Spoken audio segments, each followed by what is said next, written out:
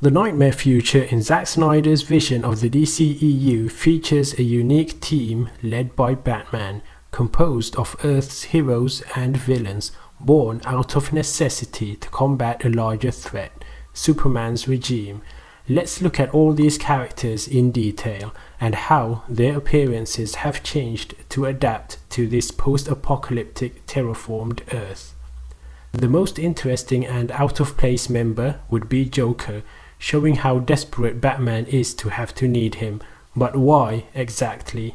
He's got long hair, gone are the tattoos, his makeup's a mess, and seems to be wearing an old-fashioned surgery gown, complete with a mask and gloves.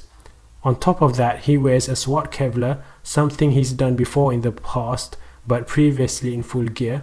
The vest is full of badges that he collects as trophies from different departments and different cities, and not to forget Harley Quinn's gun.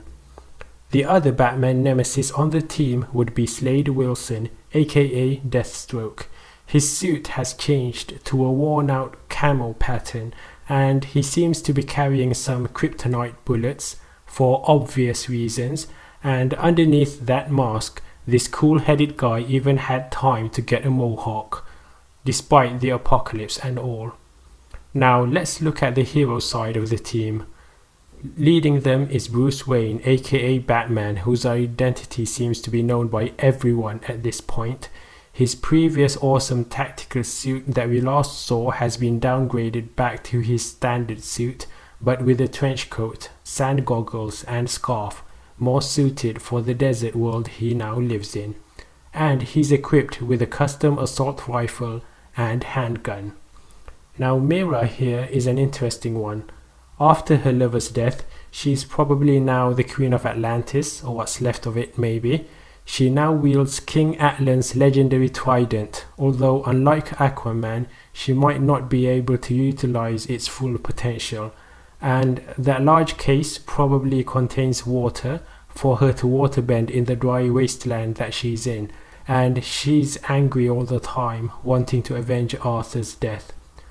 Cyborg is one of the important members here, since his mother box related abilities are required to build the cosmic treadmill.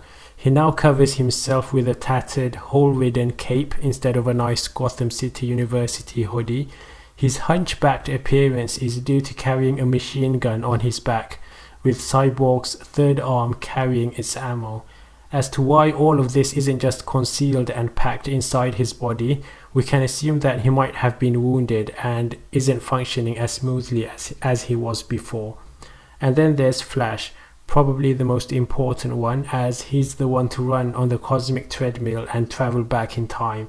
He's grown a thin mustache and wears an upgraded future armor that looks similar to the armored batsuit in BVS, and Snyder has confirmed that it was designed by Bruce Wayne, including the face shield so that Barry could smash through stuff without destroying his face, and the extra armor is necessary to withstand the whole time travel thing. Of course, there are other unnamed members alongside these six, much of them unnamed. Dead ones are Aquaman, Wonder Woman, and Harley Quinn.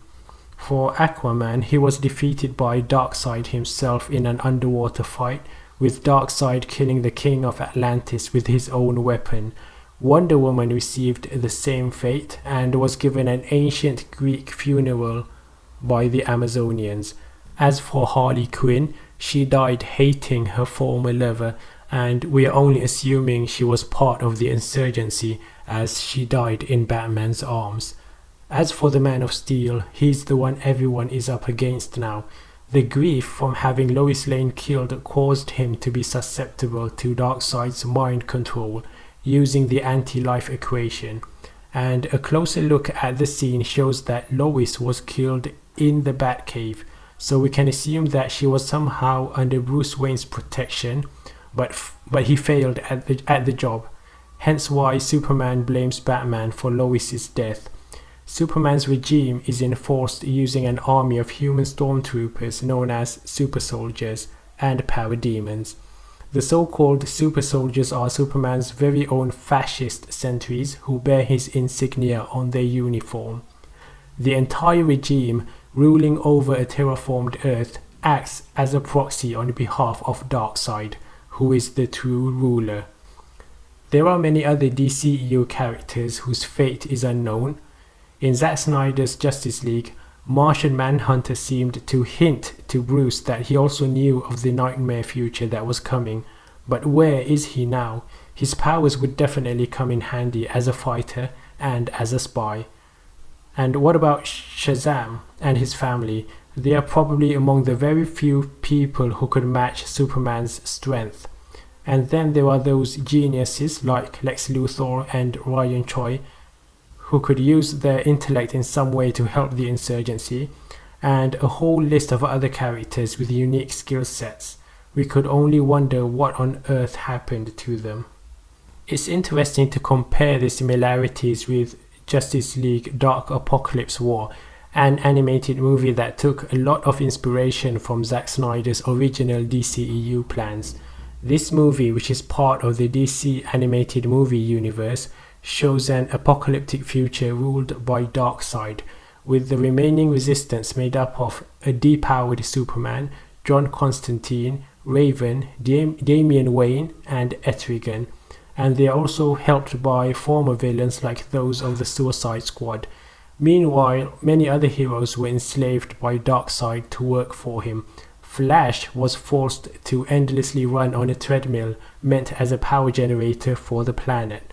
Cyborg was forcefully fused into Apocalypse itself, becoming sort of like its computer or operating system. Batman was completely brainwashed with the Mobius chair and served as Darkseid's right-hand man. And then we have the Furies, a team of former heroes transformed into half-robotic beings and used as Darkseid's enforcers. They are Wonder Woman, Mera, Starfire, Martian Manhunter, and Hawkman. And similar to Zack Snyder's Nightmare Future, Flash ran back in time to try to correct things, but instead of just sending a warning, he reversed everything altogether by causing a new flashpoint. The Nightmare storyline can also be compared to other DC stories of an evil Superman reigning supreme in the future.